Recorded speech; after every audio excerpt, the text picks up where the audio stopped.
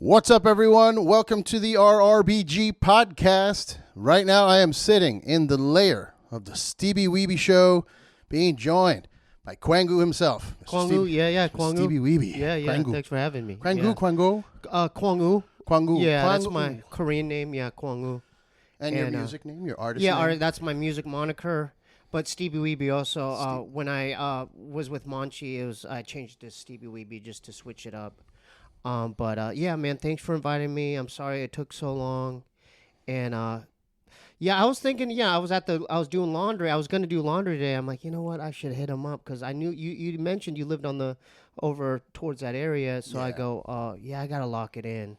Yeah, that's awesome. I appreciate it. I thought you wanted to do like the podcast in the laundromat because fucking Andre 3000 just did that. I don't know if you saw that. What'd you think about his album? I need to give it another listen. It's just tranquil. It's chill music. It's ambient, kind of atmospheric. I get it. He's in feeling a different part of his life where maybe he doesn't want to rap, or maybe he does, but maybe this is like, I guess, his journey right now musically. I respect it. I like all of the old Outkast stuff as well. Oh, yeah. Big fan of Outkast. Big Dungeon Family fan. Yeah, for sure. And, it's not like you can't take away anything that he's done in the past. He's definitely an artist, and I respect it. And this is what he's just doing right now. Yeah. You never know. I think the first song is called, like, I really wanted to make a rap album, but this is just how the wind blew me this time or something. It's like and that's honesty from his part. That's cool that he named it that. But, I respect anytime an artist goes completely left field, I don't knock it. I respect it, because you never know what he's going through as far as his mental health as well. You don't know. He seems pretty at peace. I watched that interview. It was like a 30-minute interview with GQ, and he was describing how, he's like, I don't even know what to rap about. Like, what? I got to go get a colonoscopy tomorrow. Like, that's not interesting. Another thing, especially with rap, it's like such an underdog kind of like grind. People who like are grinding, who haven't made it yet, and they, or even like the street shit. Like they could rap about that for years, but then, dude, the guy's won Emmys and You know what I mean? Like, he's won so many awards. Like, what do you... He's incredibly famous. Like, to be able to, like, step away like that for, 17 years? Yeah. And come out of nowhere and just be like, guys, I put out a flute album. And people are still I think it's cool. Yeah, it's pretty great. I think it's like again, it's like from left field, and it's like you didn't expect something like that. But wait, he did it in the laundromat? Well, no, the interview. He's only doing one interview. No more interviews.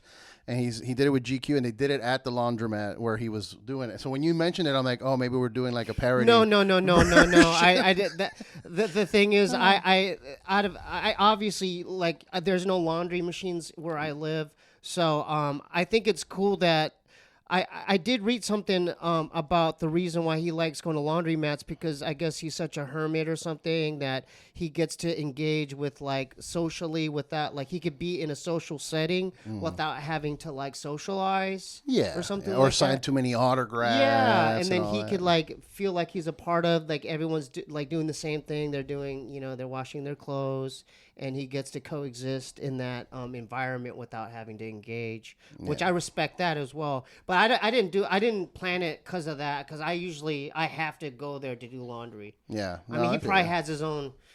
I'm don't sure know. he has several laundry. Yeah, sure. Or people that'll come take his dry cleaner or something. Yeah. But he talked about that whole thing, how he just wants to be out there, and like he practices his flute outside while he's. It's dope, man. That's pretty dope. Yeah. Now, since the last time you were on the show, it was a while ago. I'm sorry, I kind of vaguely remember it. It was pre-pandemic or during the pandemic. It was during the pandemic. Yeah. But things have changed, I think, drastically for you. That your pod is pretty big now.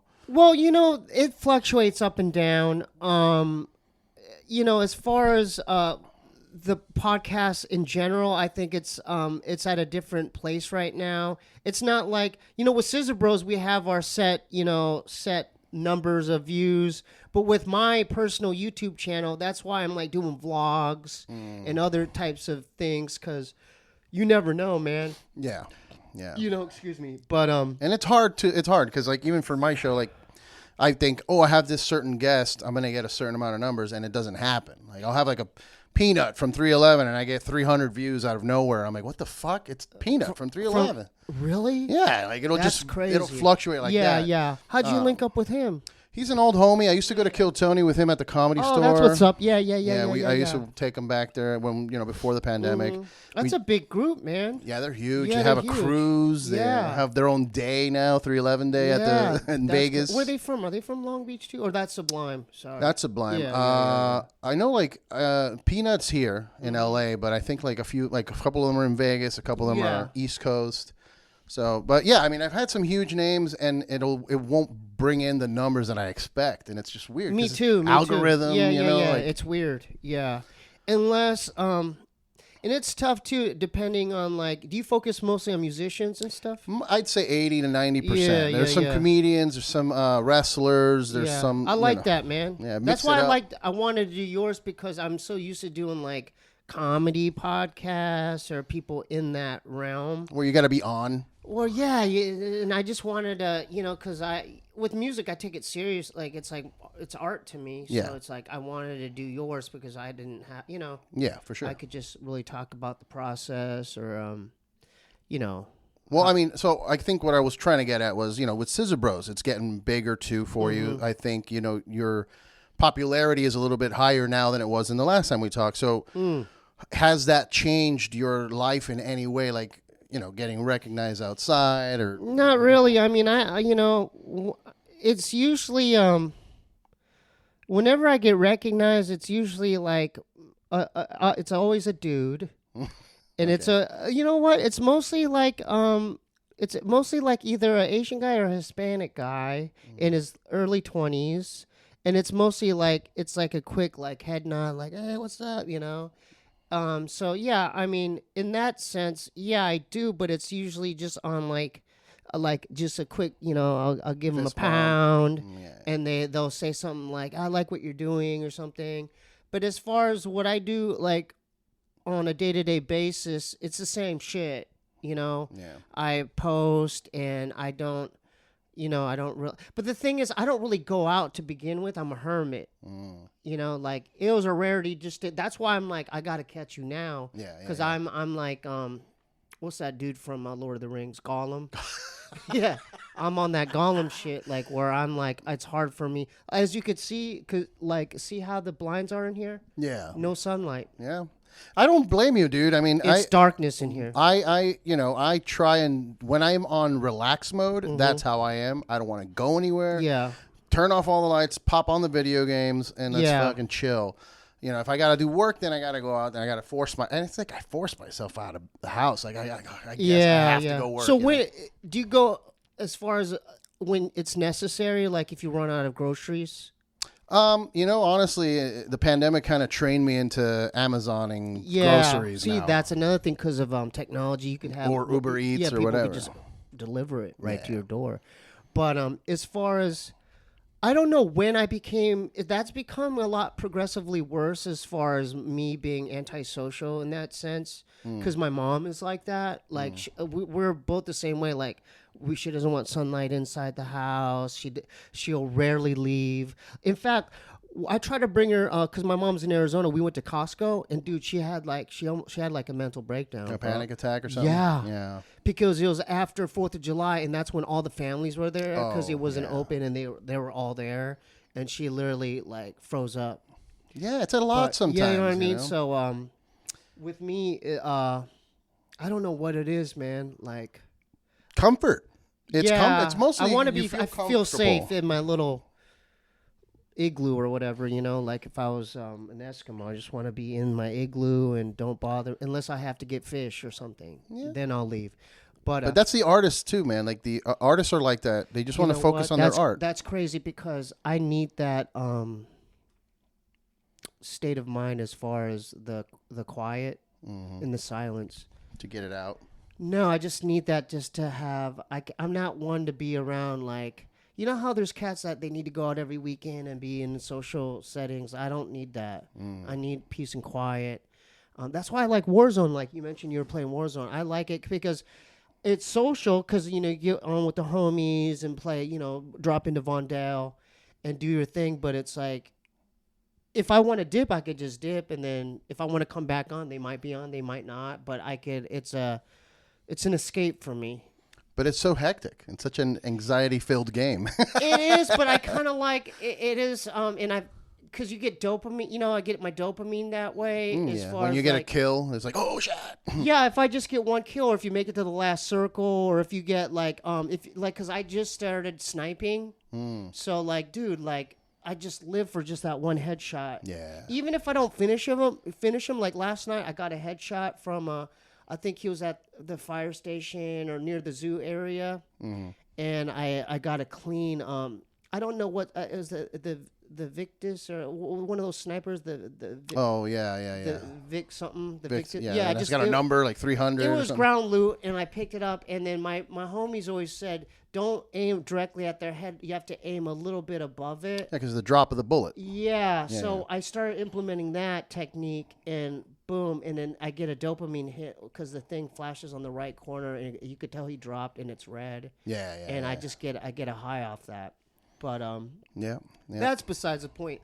I've like I always even games like Fallout, like I love the escapism in that. I remember I used to just play that in the dark, or Skyrim. I saw you're playing Starfield a little bit with No, your my brother. brother's playing it. Oh, okay. And I'm still on the fence about it because he's spending so much time. He mastered it basically. He mastered the game. It's like a 200-hour game. The thing about my brother is he masters those games. Like he plays a ridiculous amount of hours, probably more than people think. Like he told me 16 hours at the beginning, and it's like a day. Yeah, and dude, he's got comedy shows and he's doing Bad Friends, and it's like, I think now that he's in that house, and we're weird like that. I don't know when that came to be, dude, but like I remember when we first got the first Nintendo, like I was kind of like getting that way with like Metroid and Kid Icarus and games like that, where Mike Tyson's Punch Out, and I remember just like really like, I don't know, I could play the same game over and over again, like yeah. I mean, that's what they're for. They're designed to do that, to replayability and all that. And I mean, I'm a big fan. I played about 200 hours of Starfield. You should write down your gaming tag, man. Like, what do you want? I'm on Xbox. I'm on all of it, really. You're on the 360? I got the Series X. I got a PS5. Is it working Warzone 3, or what's the deal with it?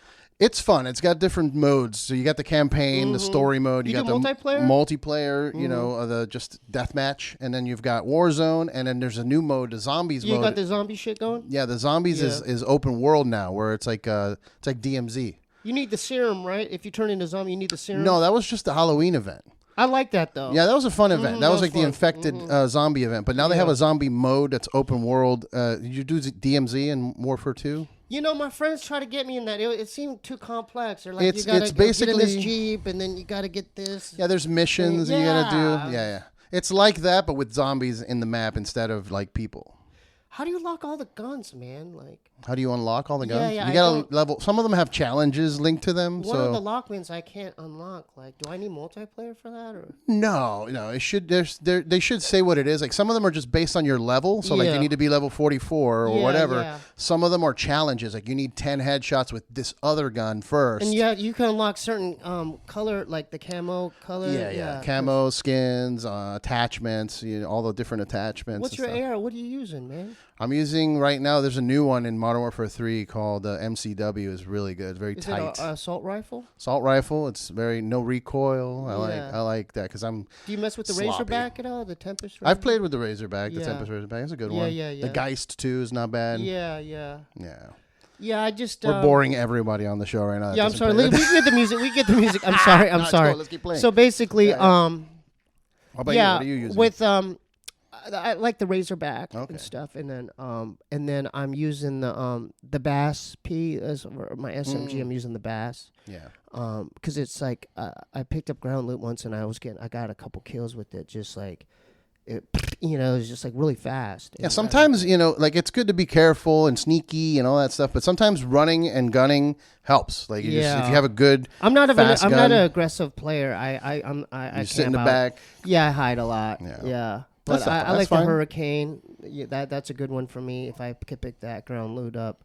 Yeah. But as far as going back to escapism, I just released a new project called Quangou Puer Aeternus, and my homie Mestizo asked, he was like, you should record, what are you doing right now? You should record more music. And I'm like, it was a while since I recorded my last project. It was like a concept album based off the movie Stir Crazy with Gene Wilder and Richard Pryor. And then I felt like limited doing that project because it was like, all right, well, I could use like samples from the movie, but then with this one, I'm like, it's no different than my past projects, but I really took a lot of time like working on the beats or like looking for like specific tones and stuff that I was looking for. Harmonies in there. Yeah, and then again I wanted to instead of like barring out, I wanted to like find more melodic aspects of, because I'm like, well, I like 80s stuff, and I grew up with like new wave stuff, like New Order and like Echo and the Bunnymen, and I like all that, like even Thompson Twins. I grew up with stuff like all over the map, even like the British Invasion stuff. Like I remember like I liked dance craze, like with like it was that compilation with like Bad Manners and the Selector and the Specials, and I grew up with groups like the English Beat, and I even had Ranking Rogers solo album, and I like the British ska stuff. Nice. But then I also like, and then I got into Susie and the Banshees, but I guess my palette of stuff that I liked was all over the place, because but it wasn't up until 8th grade where I actually went to, there was a music festival. It wasn't a festival. It was just a show it was New Order, the Sugar Cubes, but then De La Soul was there too. And I'm like, oh, and then that's when I like fell in love with like De La Soul. And then it shifted to Tribe and like Black Sheep and Chiali and all that stuff, Moni, and then it got into that. And then later, do you remember MTV when they used to play music videos? Yeah. I'm old. Yes. I'm old too. So it was like, they had The Cutting Edge. Yeah. But then they had Yo MTV Raps. Mm-hmm. So every day, me and my friends at 4:30, we would watch that, and that's when I got like hip to a lot of the stuff that, all the East Coast stuff. And then I discovered people like Dell and Hieroglyphics, and then The Far Side. You name it. And Far Side's dope. There's a little bit in your beat work, I detect a lot of Far Side. Just a little bit. Yeah, well, I was, I can't help but be influenced with the stuff like that and Hieroglyphics, like 4-track recordings. It's weird because I just reached out to Opio from Souls of Mischief, and I it's one of those things where I DM'd him over the years, but at the laundromat, he finally responded. Nice. So I felt really good about that. I'm like, That's oh, dope. he finally responded, and I got his info and stuff. But that's someone who, like I grew up listening to all them dudes, like Souls of Mischief and Dell. Especially, well, Dell, I really look up to all that. Anything he's done, I'm like, oh, Dell. Yeah. But then I remember in high school also, so that was 8th grade, but then later, me and my friend Sean, we snuck out one night, and this was in San Diego. We went to a club called Distillery, and the Far Side was there and performing a smaller show, and and I'm like, and it was really captivating because they're so animated on stage. I think this is right before they dropped Bizarre Ride to the Far Side, but I remember seeing the stickers in the club, and I'm like, what is this? But I just remember seeing, and I knew they weren't from like San Diego because they're black dudes, but they had like, they were like, these guys aren't gangsters. They were wearing Vans, and they were like, I like related to like their vibe and everything. Yeah. So so that really, I mean, dude, that was really big for me as far as big like, influence. Yeah, pretty big. And then later in life, like when I was in college, I don't want to skip steps. And then I think my sophomore, junior year, I skipped wrestling practice to go see Rollins Band. Ooh. And Cypress Hill and Beastie Boys. Beastie Boys is a real big, just as much as the other things, that's a huge influence. Yeah, for sure. Because Check Your Head, because of the skateboarding shit too. Because I'm like, oh, like I remember like a lot of their music videos had skateboarding in it, and I always liked their it's kind of like the baton style where like, you know, they would like each take turns. Right, yeah. And I noticed that with all of like the stuff that I liked, it wasn't, you know, nowadays I don't know how it is, but back then it was like more like someone would say a couple bars and then like Mike D would come in, then Ad Rock would come in, and then, you know, I'm like, I like that because it was like, it kind of kept my attention as well. Yeah. So that was the influence. I'm like, you know, Cypress Hill was big. I just went to Barnes and Nobles this year. Dante Ross released the book Son of the City, and I bought tickets to that. And then Be Real was there, so I was kind of nerding out there. I saw your picture with him. Yeah, I did a whole vlog on it. I went there, but it was a trip just kind of like. You kind of have, you know, some of your vocal, like the way you rap, has a little bit of that Be Real in there too. You know what? I never really thought about that. A little higher pitched, a little nasally. Well, this is the way I, you know, normally talk. I wish I had a lower voice, but that's so weird because I think it's a fusion of like BC Boys, Be Real, Far Side, High Roll, Boogie Monsters. It's just, you know. That's because that's stuff I like really like. Later, when I went to ASU, I discovered like Company Flow, and then my homie Jamil knocked on my dorm room, and I go, how come you're not answering? And like I tried calling, and he goes, oh, I've been listening to that Boogie Monsters. I go, huh? And then he handed me the CD, and that was another huge influence. And because these brothers were from Virginia, and they were kind of biblical too. They had like that kind of like that Far Side vibe, you know, but from like the East Coast. Yeah, they had kind of like those high pitched voice fluctuations, and I'm like, oh, I really like this. They had a song called "Mark of the Beast" and "Honey Dips and Gotham." Is it "Honey Dips and Gotham"? Yeah, they had a couple other Recognize Thresholds of Negative Stress. A couple of those songs kind of like that whole album, like Riders of the Storm, like was huge like influence. I'd listen to it religiously. Nice. So I don't know what happened. They only recorded 2 albums, and then I think 2 of the dudes left, but they're from Virginia, so that was huge. Diggable Planets was also big. I remember. This is going back to high school. The Rebirth of Slick single I listened to religiously. So it was mostly like kind of like the jazz, kind of the more obscure kind of groups that I liked. Even like although I like Black Moon and groups like that, like darker kind of tone, like, you know, like groups like Mobb Deep, like kind of darker tone, like kind of more of a message. Yeah, more moodier, darker tones of the beats and the production, like, you know, like DJ Evil D, even like and then the Wu-Tang, obviously. When I heard Protect Your Neck for the first time, I had that on cassette tape. But yeah, it's just a mass fusion of different influences. And I can't pinpoint which one is more of an influence, but I wanted to do my own thing. And then once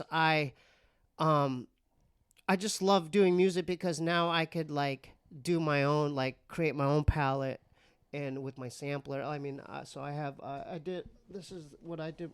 I do all my production on this. Nice. But then. And where'd you get the sample? I mean, is it pre-stock or did you put some stuff in there? No, it's just 2 of the banks are like don't work, so I go on a memory card that only banks C and D work. I've had this for quite some time, but yeah, I did for all my projects I just use this. Okay. And I wish my palette was a little bit bigger, you know, as far as like the production work. I mean, I've used the 202 as well. But yeah, I mean, you intentionally wanted to keep it lo-fi. I know that much. Yeah, and then that's like and I always use Daniel Johnston too as an example, because it's like, dude, this guy's records stuff in his garage on tape recorders and with a organ and on a weight set. You know, it's like as long as I get my my idea across, you know. Yeah, I mean that's also kind of the vibe that like Norwegian death metal has. Like it. Oh, that's interesting. Really, a lot of old death metal bands sounds like crap. Like it sounds like they recorded it with like a cell phone. Yeah. But they want it like that. They're like, we want the raw, like energy. We're focused on the message. The energy, yeah. And I know like a lot of hardcore bands are like that too. Mm-hmm. But yeah, that's interesting, man. Really, they're like that? They're like that. They don't want to clean it up. Like fans will be like, oh, why don't you guys get a higher production? And they're like, no, fuck you. You don't like it, don't listen to it. It's not for everyone. It's kind of like vintage clothing. Like you go to the department store and buy like the name brand stuff, and it's like nice and shiny. But you could go to like Goodwill. I mean, I'm more like Goodwill, you know. And that's the only kind of constructive criticism I've had, you know, with just my past projects, especially this one, where people go, well, you could have recorded it more professionally, and which is fine, and I'll take that criticism. But it's like, I didn't even use a mic either, man. Like I didn't use a mic on like How'd you get the vocals. I just do it. I just do it into the laptop. Oh shit! Okay. On GarageBand, and I just pick an effect that I like, and I just kind of rap and sing, and it works. You can't tell that it's a laptop. Really? Yeah, I mean, it sounds like there's an effect on it, obviously. Yeah, there's an electric guitar effect or something. Yeah, but it sounds like, I'm sure someone's using super expensive equipment in the studio to replicate that when they could just do. Yeah, there's probably like certain things you could do as far as Yeah, it's not really necessary. Like, would it be dope for you to have some like epic, ridiculous album with violins and shit? Sure. Yeah. But as long as you can get the message you want to get out, and you know that's another thing. Like the lyrics are all very personal. Like I know there's a song about your mom in there. Yeah, that's you know that song. Thanks for bringing that up. That's Oma's Chige, which is you know, my Oma means mom and Chige is like kimchi Chige. So kimchi stew, and that song's about you know, domestic violence, and because you know, rest in peace to my dad, but like my mom went through a lot of abuse growing up, and I wanted to do a song kind of bigging her up and saying, you know, it's not only that, because it's even that the way that song begins, you know, black turns to gray, another hair changes shade to rainy clouds. It's like her aging too is right. You know, her hair's getting gray, but it's about me always like, I got her back, you know, like I, you know, always going back home. It's kind of like, I guess my version of like, Neil Young's Old Man or something, you know, but like, you know, kind of, you know, like bigging up my mom, you know. Yeah. But that was a hard one. That was probably the hardest song to write on this new one, because it's like, it's hard to be vulnerable. You're putting yourself out there. Yeah, it was pretty vulnerable. You know, the funny thing about that is, I bought a keyboard at a Goodwill out there, and I wanted to like, because there's samples in it, but then I also laced it with my own keyboard sounds, like some of the tone, and so I couldn't ship it back to LA, so I had my laptop there, and I'm like, I didn't have my interface, my audio interface, so I just played it into my laptop. Okay. Like in one of the bedrooms, I just like played it, and I was hoping it picked up. Yeah. You can pick it up. It sounds good, man. I appreciate it. Like I said, it's lo-fi, but also that's kind of like in right now. Like my wife, when she works, she's listening to lo-fi beats all day. Really? And they have like those videos on YouTube that run 24/7. It's a little girl like studying. Yeah. It's an anime girl studying, and then there's lo-fi beats in the background. Yeah. Is that coming back? That type of thing? It's just popular. It's good music to like just have in the background while you're working. Right. And it's becoming, you know, it's like it's in. So, you know, I mean, you never know. It might just pop off. Yeah. You know, the response has been positive so far. And it's mostly like, I'm older too, so I'm not trying to like blow like that. I look at it like it's like art to me. Like, you know, it's kind of like, it's no different for me, like doing a painting or a drawing and saying, hey, check it out, you know? Yeah. But yeah, the response has been good. I want to start performing it though. I'm like I haven't performed in a while, but I want to like, I'm trying to get the material down so I could like do local shows again. Cause it's that's what I was actually bringing that up earlier when I was walking in. Like we can put a show together here at Knucklehead in Hollywood. Like I can get you a gig. Where's that at? It's nearby here. It's off of, I don't remember the address. I'll show you the address. It's like close by. It's like 8 minutes away. Yeah, maybe I could do something like that. Because it's got a full setup, so you just play the beats and you just rap over it, you know? Yeah. So I'm getting, right now I'm trying to get the material down so I could do a little show. or something. And then I'm working now on like pressing a tape through Strictly Cassette. So shout out to Koreatown Oddity for hooking up that info. It's still going. Yeah. Cool. So, but and then we talked a little bit about vinyl in your car as well. Yeah. I mean, I know a few people at labels and stuff. Vinyl would be dope. The vinyl is in. I know tapes are in too. A lot of people are into collecting tapes, but like, are CDs in though, or people? Not really. Oh man, not really. Nobody has a CD player anymore. You know, no one really does. Tape player, like in the car, people have like they're selling Walkmans now at like Urban Outfitters, so you can get like cassette Walkmans. Oh, that's dope. So that's coming full. That's coming back. Yeah, vinyl and tapes are still selling well. CDs, no one really cares. I collect vinyl. I don't do tape because I grew up in the 80s, so I hate tapes. I don't miss turning the freaking thing with a pencil and like getting it caught in the tape deck. So for me, vinyl is the way to go. I have like 500-600 vinyl that I need to stop buying vinyl because it's way too much. And my wife's always like, "What if there's an earthquake? What are you gonna do with all this vinyl?" I'm like, how many pieces of vinyl do you think you have? Over 500. Jeez. Yeah, it's too much. So you try not to go to Amoeba?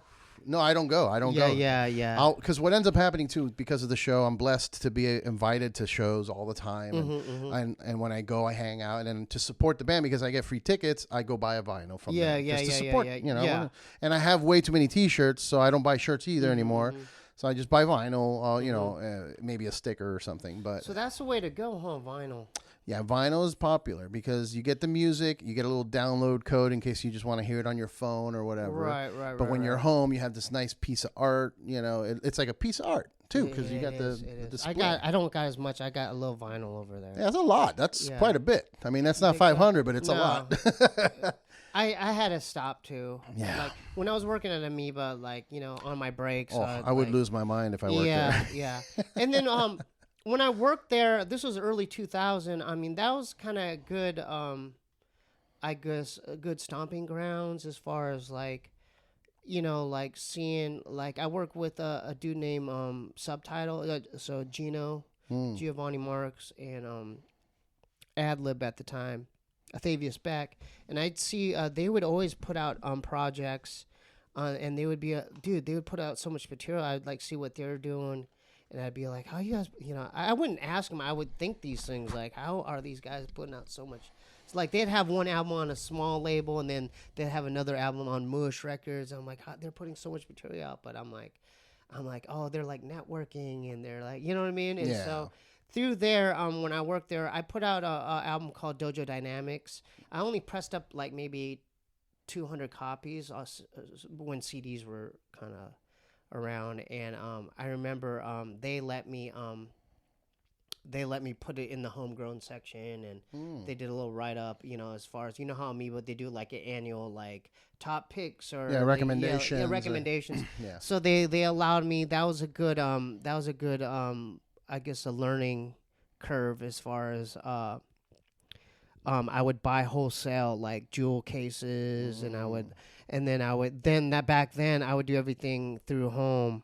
Like I would go, I had a printer, and then it was like a thermal printer, and then I would burn every copy, like every CD. Then I would burn the thing, like the art they work on to the CD, and then I would just manufacture. Man, you would go all out, huh? Yeah, because I had a bunch of like blank CDs with Sharpie. That's as far as I went. Oh no, it's a similar idea, but I would just try to take it another step to make it a little bit more like presentable, Yeah. But I did that for quite a few little projects, like EPs I would do there, and I know it was just a lot of work, but it was good, and then I would like then see artists come in, like I remember Slug came in from Atmosphere, and I'm like, who's this guy? And then I saw him perform, Fishbone performed.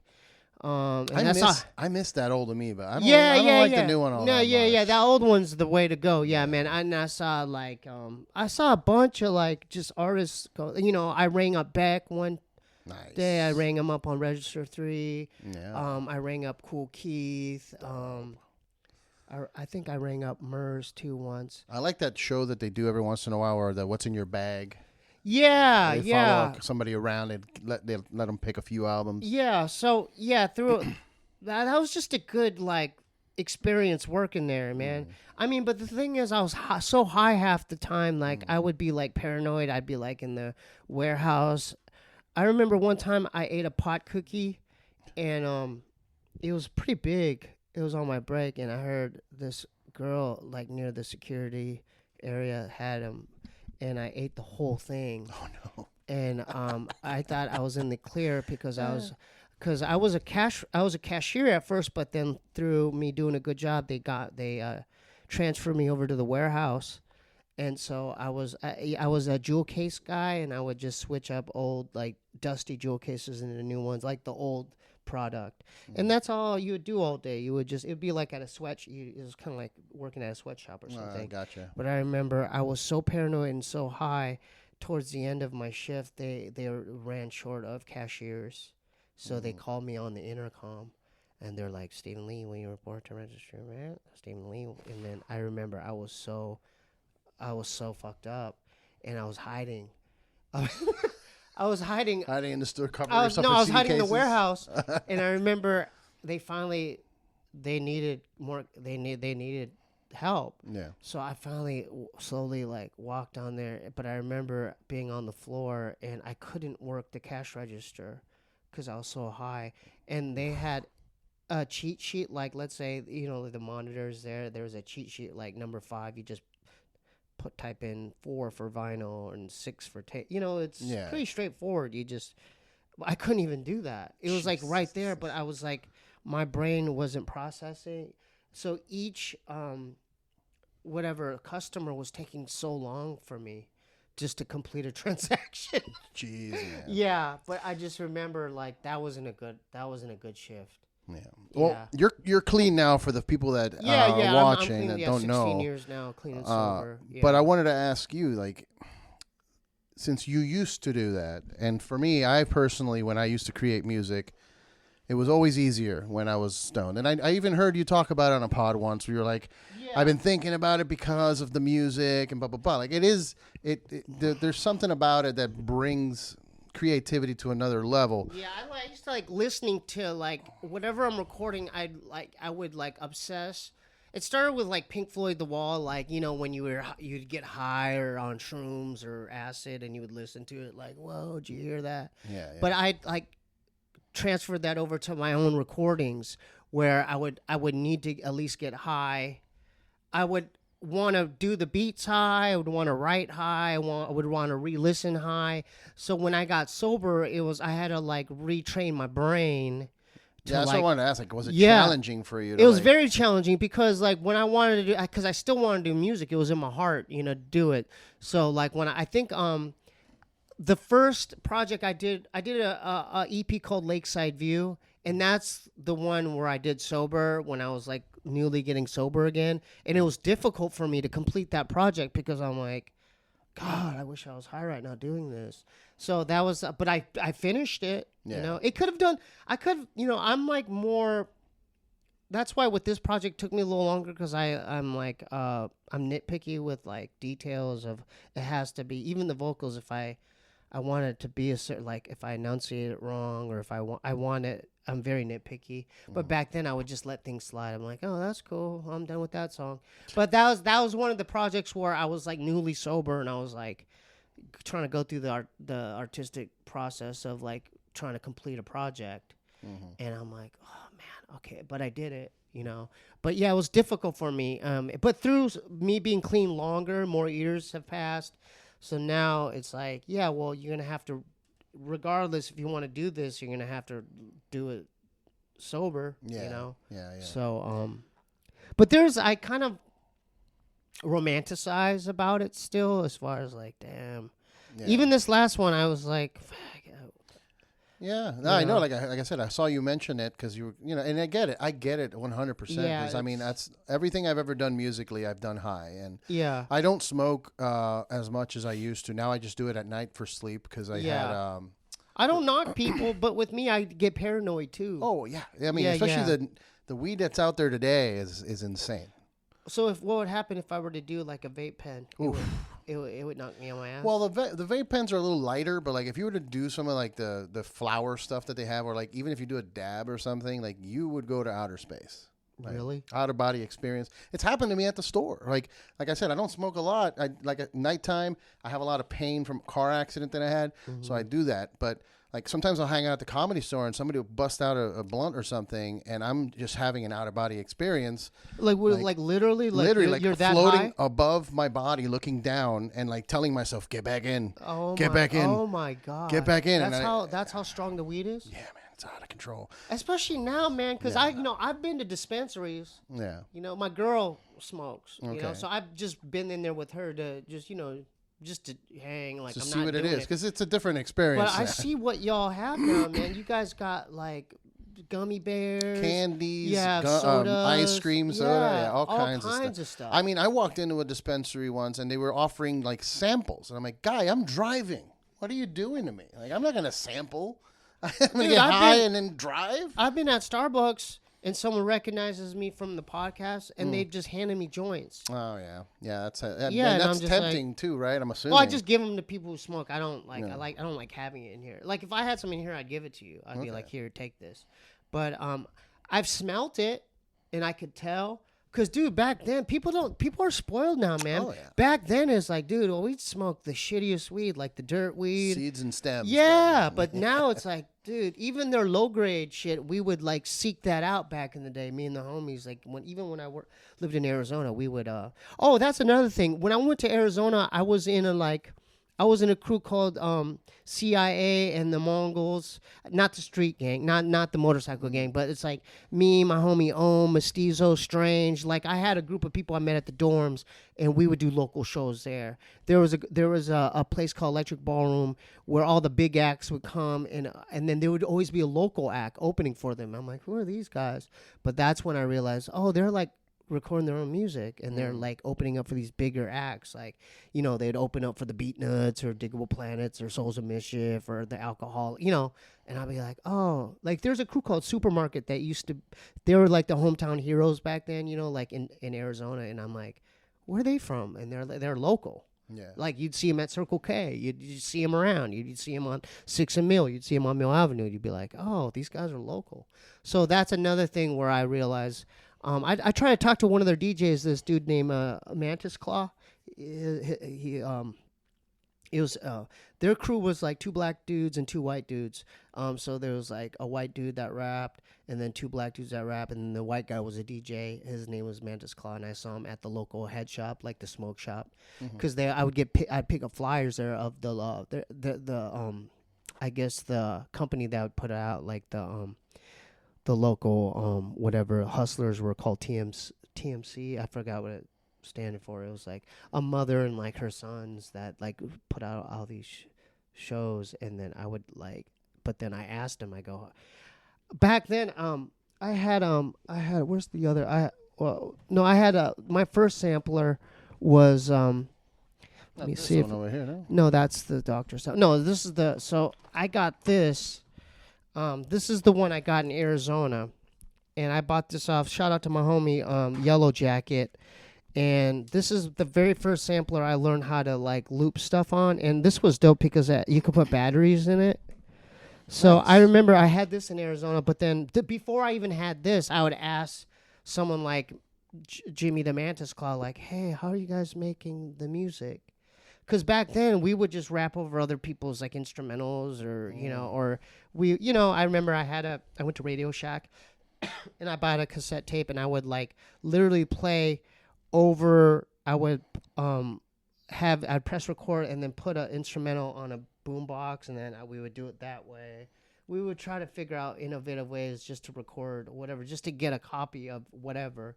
So I think the floodgates opened once we got this, and we had a Fostex 4-track.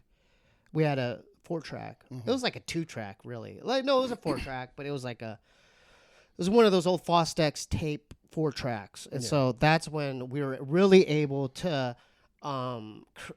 create our own stuff, But before that, it was all like, a homie would have like you know, 2 turntables and we would just do it over someone else's instrumental. But it wasn't until I got this where I'm like, oh, I could just make your own. Yeah, I could just loop stuff on this. So this doesn't work anymore, but you know, I still kind of nostalgia. It has sentimental value to me. Yeah, this is a Roland MS1 sampler here. And that's the desire to get the art out, man. Like trying to figure it out, trying to get the instrument out. Because like even myself, when I started doing music, I would just get a microphone and put it next to like a hand drum and just try and do beats with my own hand. Yeah. You know what I mean? Okay. I didn't really have something like this. Yeah, I didn't have that. Yeah. So this was very big for me as far as the possibilities, because like back then, like now I look for like rare like breaks and stuff, but back then I just wanted to see what I could get into these buttons. And like I remember the first thing I sampled was like I was sampling like the Beatles, like Sgt. Pepper's or something. Nice. I was just fucking around. I wasn't gonna put it out, but I was like, oh, okay, well I got that on a button. But then slowly, you know, then you start like looking for like breakbeat records and then jazz, like, you know, I'm trying to get away from the jazz stuff, but back then I was like okay, jazz, because that's what everyone, like all my heroes are like. There, it's like, you know, like even like old Gangstar stuff is jazz rap, jazz.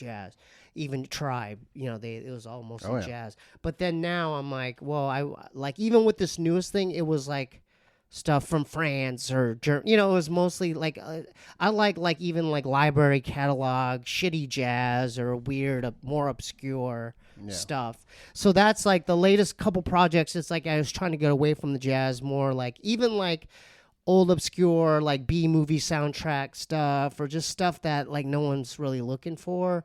So that's like what I'm seeking out now. But I eventually want to do like 100% original stuff.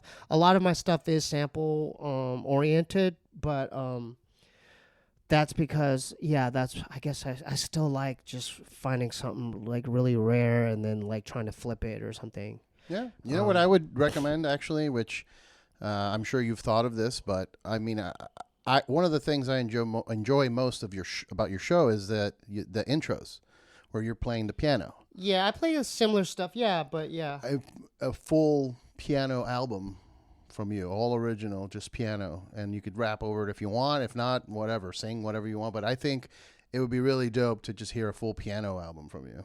Well, you know, that's not a bad idea. And just do it on this thing, just fucking yeah, because it has character. Like I know it's probably not like tuned professionally, like, you know, you haven't had someone in here to, you know, turn all the knobs and Money shit. Mark actually gave me that. Yeah, dude, I would, if I were you, because you play well. It's not like you're just like if I were to hop on there, I could do 2 things and that's it. But you play chords, you got the thing down. Yeah.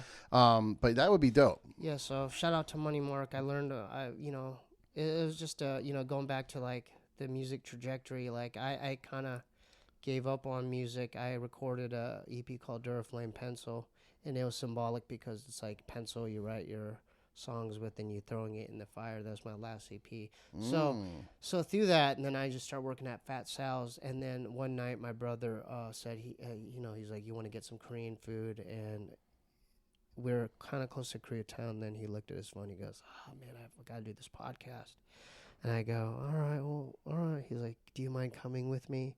And I didn't know it was like David Cho's podcast. So through that, I met David Cho, and then through that, I like started doing DSA, and then through that, I met Money Mark and Dave and the rest of the band, you know, that ended up being band members for the group Monchi, and we went to Big Bear to record. Nice. And that was my shot. I'm like, all right. And then he did all the conceptual art, you know, and I got the tattoo on me like that. That's what that is, Monchi. Nice. It's on that James Jean piece there. Oh yeah. So through that, that was huge, because through doing that, being in that band, you know, I met Dave and Money Mark, and then, you know, Eddie and Dylan and Mo, and then Heather. And I met like the other bandmates, and man, we had a good run, man. We did an East Coast tour. We did we went up to Canada. We went to Hawaii a couple times. Pictures of you from a live show where you're like covered in paint. Yeah. I mean, that's probably our first show there too. On top, we performed in somewhere downtown LA at a warehouse, and we had to do like 3 separate shows because there was a line down the block, and then I just remember that was like my first like kind of like experience doing something like that. I guess that magnitude, because like, you know, we would do like local shows. I was in a crew called Noble Hops too in LA, like back early 2002. We recorded a album, but after that, yeah, I was just Was like, it wow. a beer themed? Because Yeah, for sure, yeah. I got that tattoo here, the wheat. nice. Noble Hops. But through that, I'm like, and then we ended up like through that show, you know, doing all these, you know, he got the tour bus. We recorded several projects. We ended up going to Hawaii a couple times. We opened up for Die Antwoord. Have you heard of Die Antwoord? Oh yeah, I love that Antwoord. I mean, I know they're in a little hot water now, but yeah, so their music's great. Yeah, so that was a tough show because they started booing us like halfway through our show because we opened for them. They didn't know who we were. I hate when people do that. Like they're there for the headliner. They don't give a shit about the opener. Like you gotta give it a shot. There's a reason you're on the show. Yeah, but then you know what I did to counteract that. What? That was when Mad Max, that movie with Tom Hardy's, Yeah. And I remember the War Boy. Yeah, we had food coloring spray. You know how before they would do the suicide mission, they go like, "I'll see you in Valhalla." Yeah. And so Witness me. Yeah, so I did that in front of the audience members. I went shh, and I sprayed it all over my face to like act crazier. Yeah. Because halfway, I remember we got 3 or 4 songs into it, and they were like, "Die," and you know, like small chants. Trying to chant for the band. band. Yeah. But that was a good experience because I'm like, well, dude, that's That's kind of the equivalent of bombing on a comedy show. Like where you're up there, they're there to see, like, let's say. Yeah, but I didn't want to look at it as a bomb because I'm like, well, we're gonna fucking at least finish one more song. Yeah. And so we opened up for them. One time we went back to LA. We opened for Deltron. I got to meet Del once. He probably doesn't remember, but I got to at least meet the dude, because that's like this. That's like meeting a sensei or something. It was like meeting Mr. Miyagi or something. So I remember we opened up for them, and I wanted to meet him during sound check, but he wasn't around because he had a skateboard. He was skateboarding. So I'm like, fuck. But then I remember after we opened for him, I went. There's 2 different green rooms, and he was in the one. Him and Dan the Automator were in the other room. But I remember, he was in there, and then I'm sweaty. Obviously, they didn't see the opening act, but I was sweating, and he goes, and then I had the set list written on my hand with the Sharpie, and he goes, "Did you just perform or something?" I go, "Yeah, we opened up for you, bro." Nice. So, and he had a skateboard, so I kind of like try to bro down with him with the skateboarding shit, but it was cool meeting him. That's dope. Yeah, and So let me ask you a question about rapping, because I've been around some people where I see them get into this, like, it's almost like a out of body type of thing where they zone out, and when they're freestyling, they're just like. I used to do it more, with the homies, because that's something. It's more of like a group activity. Yeah. But go ahead. Well, no, I'm just saying, like, do you get into some kind of weird flow state where you feel like you're channeling something else that's outside of you? Because I've been there. Like I've been standing in front of. It was a girl actually. She was just like going, and it was great. Yeah. But I felt like she wasn't even in front of me anymore. Like she was just a channel for this like. Message. Yeah, I mean, I'm sure and I'm sure like as far as the other elements in the art form, which is called hip hop. As far as like I've heard that with like b-boys and stuff where. They get to a place where it's almost like you were saying, an outer body experience. It takes me. I got to be around the right homies or people that are like raising. Like my homie Mestizo is an incredible rapper. So but he doesn't live around here anymore. But like when I used to be around certain people, like in the crew, and we would. It was almost like it wasn't like they were challenging you, but they would like raise the bar and they'd make you want to like say, Yeah. But it's been a while since I've done that, and right now, I mean, and that's a part of the art form and stuff that I do miss. I haven't done it in a while, but there's a group called the Jungle Brothers. They're from like the native tongues, and I remember one of their albums was like when I'd listen to them, I'm like, wow, they're like kind of like tapping into a different.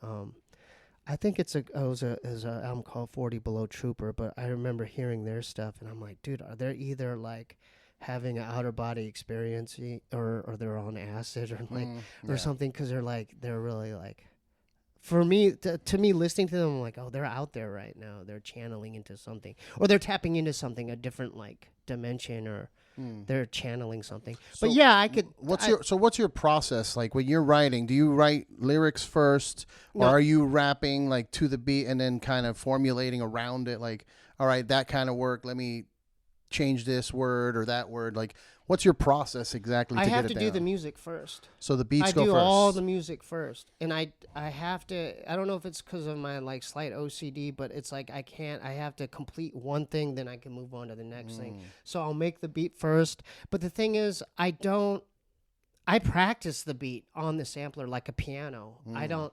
That's why my beats aren't perfect. Sometimes I'm like, even on Almost Jigga, I'm off. Like, you can't really tell because my mom's voiceover thing comes at the end, but it's like I'm a little off on that.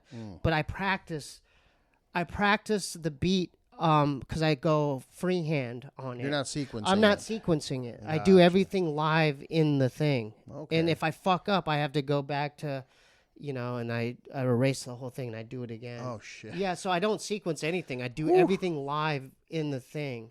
And then once I get that done, I sit there and I go, I try mumbling certain things, or do I have my phone on me? Oh, can I give you an example? Yeah. Like, this is a thing that I've done too. Like,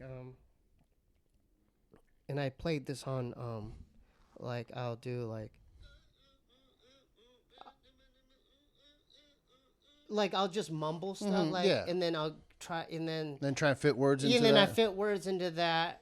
The cadence of that, Yeah. I do that quite a bit now because but I notice if I'm forcing something, it's not like, I don't know, it's weird. Yeah, no, I feel you. I used to write vocals that way too, where you got the music ready and then you just kind of sing along to it and then mumble. Yeah.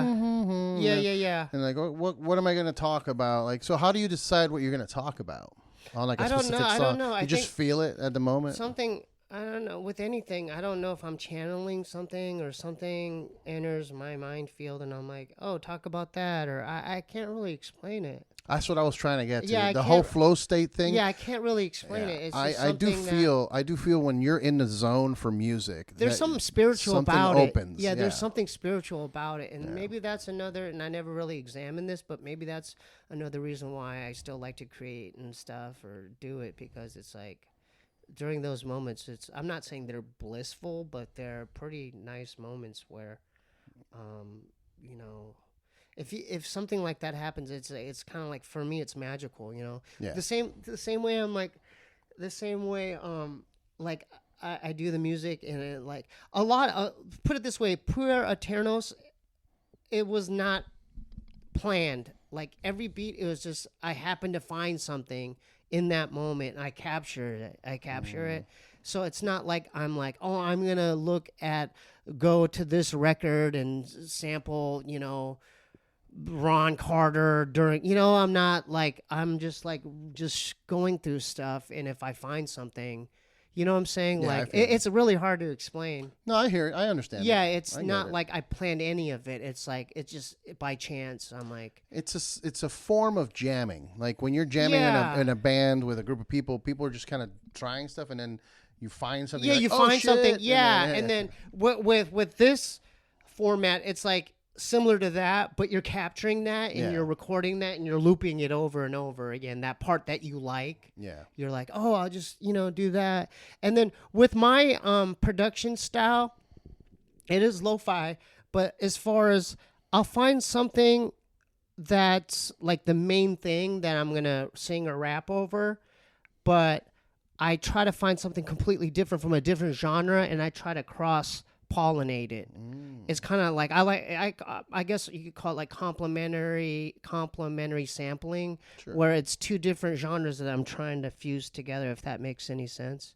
Yeah. So I try to do that with all my production. At least for this last project, I try to do that where it's not just one thing. I'm trying to find something that's underneath the whole thing, or like a different element that's kind of complementary to to the main meat and potatoes of the sampling.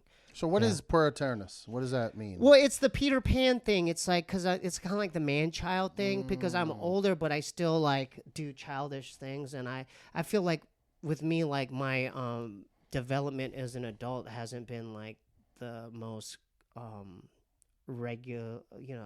I feel like I'm childlike in a lot of ways. So I'm like, oh, okay. Well, I do feel like we're kind of that generation. Like, I'm the same way. I play video games. I got toys. Yeah. You know, I feel like our generation, maybe you're a little older than me, but like I still feel like people from our generation or around it. Yeah. We're all kind of like nerdy stuff is popular now. Like the stuff when I was a kid, comic books, you were a nerd. Like, you get bullied. Like, now they're the biggest movies in the world. Yeah. So I feel like I just felt like, I feel like it's not only that, but like I do weird childish things just in my apartment. Like sometimes I won't go to the bathroom and I'll just pee in a bottle.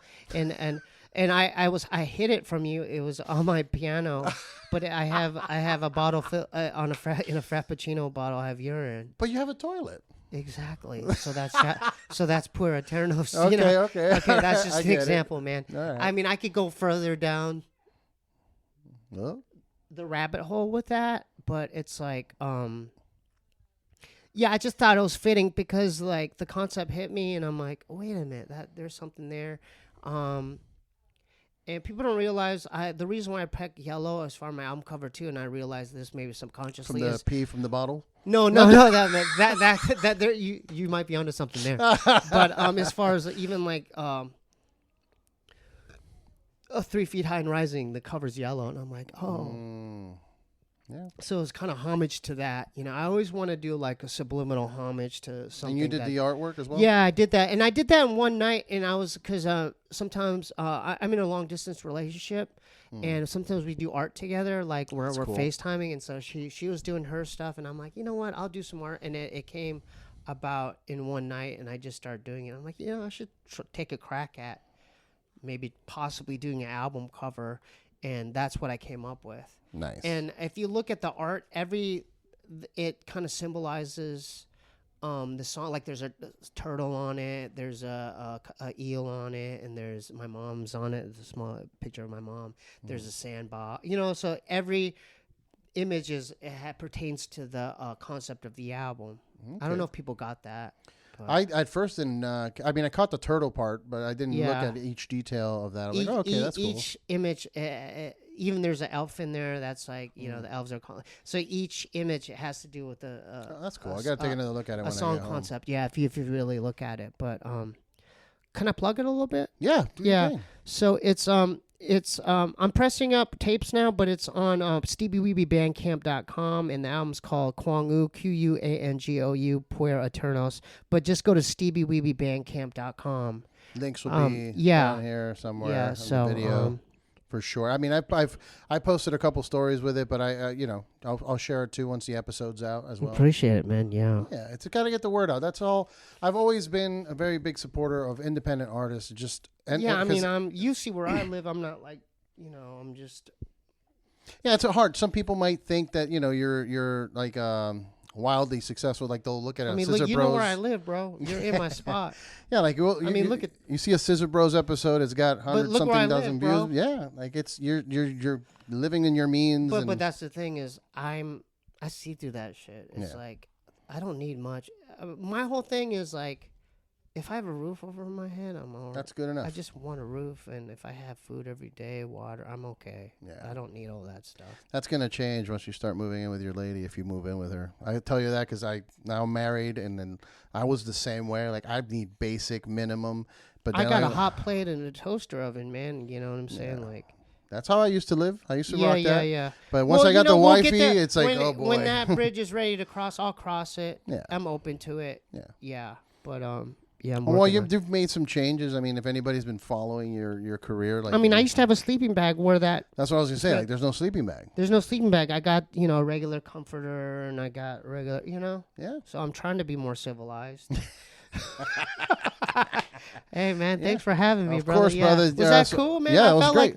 I thought that we kind of like covered a lot of stuff musically. Absolutely. Make sure to follow Quangou on Quangou, yeah. IG. Yeah, Quangou, Instagram /Quangou.